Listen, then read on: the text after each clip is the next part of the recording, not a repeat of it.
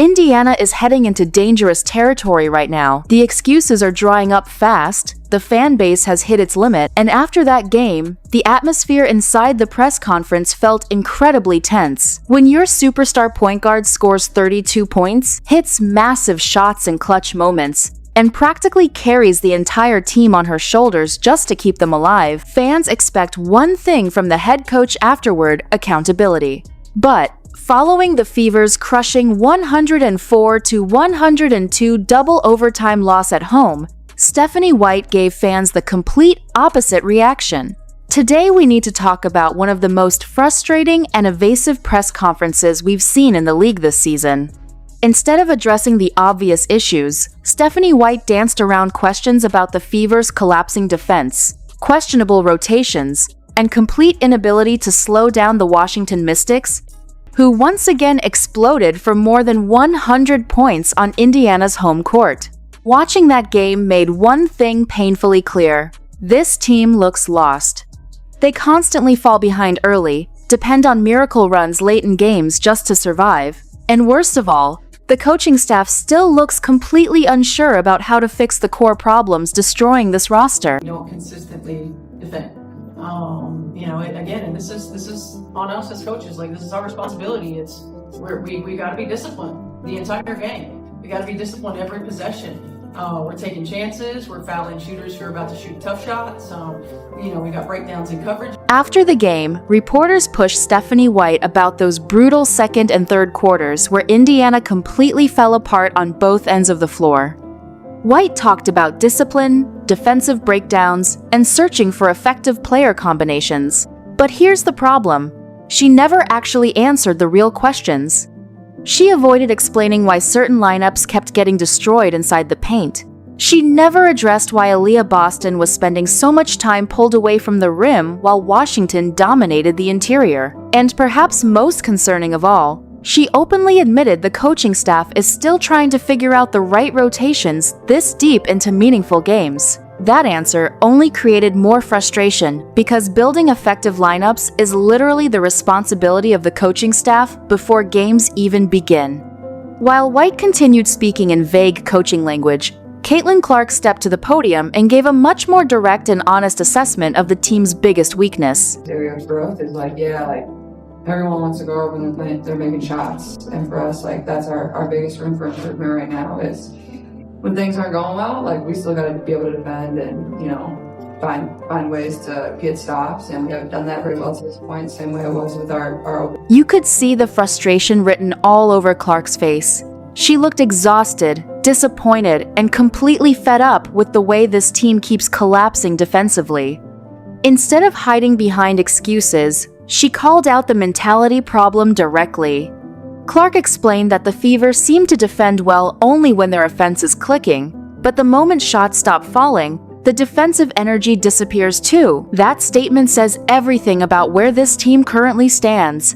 It reveals a group that struggles emotionally when adversity hits. When Indiana is making shots, everyone is energized. Players are running in transition, communicating, and competing.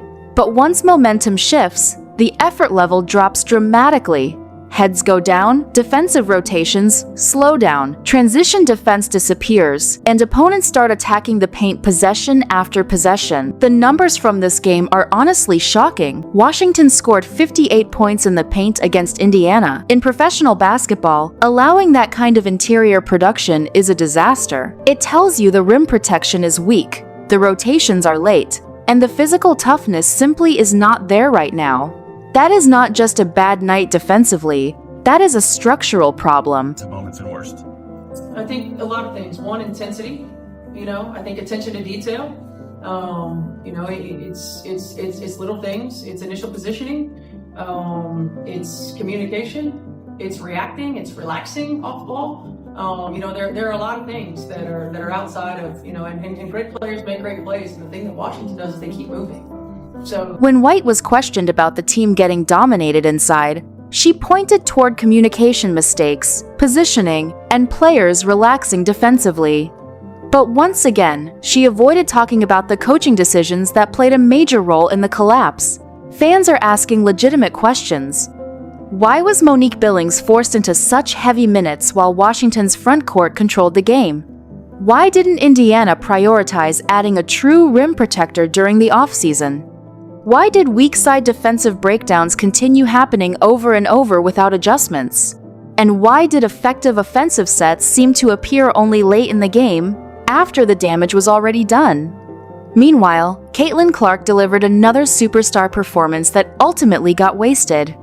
She logged 37 exhausting minutes, scored 32 points, knocked down 7 three-pointers, and repeatedly hit huge shots to keep Indiana alive. She battled through double teams, poor spacing, and constant pressure all night long, but despite the incredible individual performance, Clark made it very clear afterward that the only thing that mattered to her was the final result. That's what I like, but at the same time, like, I don't get a ton of catch and shoot threes, so, take what you can get, but it was great, but I don't really care if we lost. Caitlin, 37 minutes tonight, how do you feel coming out of that one? See the smile on your face, So it's probably, I don't really care, because we lost. That response perfectly captures Clark's mentality, is focused on winning, not statistics. And right now, the bigger picture for Indiana is becoming extremely concerning. The Fever keep losing games. They should absolutely be winning, especially at home. Even worse, they continue allowing opponents to score over 100 points on a regular basis. If this defense does not improve quickly, this team could seriously miss the playoffs entirely. And if that happens, the reaction around the league will be brutal. The entire conversation surrounding Indiana would instantly shift from excitement about the league's growth to criticism about how badly the Fever failed to maximize one of the biggest stars in basketball. The fans are doing their part. The crowds are loud. The arena energy has been incredible. Clark herself even acknowledged how important the fans were in helping fuel the comeback effort, but fan support cannot fix defensive rotations, protect the rim, or solve roster construction issues. Stephanie White's post-game appearance felt less like accountability and more like damage control.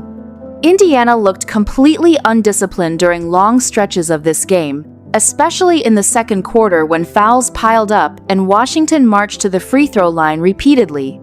At some point, those issues reflect coaching. Christy Sides received enormous criticism during her time with the Fever, but even her teams did not look this disconnected defensively at the beginning of a season. If Indiana continues losing because of poor rotations and non-existent interior defense, pressure on the front office is going to explode. Calls for Stephanie White's job are no longer just emotional fan reactions online. Many people are starting to view it as a real basketball conversation. You simply cannot waste performances like Caitlin Clark's because your defense cannot stop basic actions in the half court. So now the big question becomes this: who deserves the most blame? Is Stephanie White losing control of this locker room, or do the players deserve more criticism for their inconsistent effort on defense? And how much longer can Indiana ignore the obvious hole in the front court rotation? Drop your honest thoughts in the comments below because this situation is quickly becoming one of the biggest storylines in the WNBA. And if you want more deep breakdowns covering the stories the mainstream sports media avoids, make sure to subscribe and turn on notifications right now. The pressure in Indiana is building fast, and this season could start slipping away sooner than anyone expected.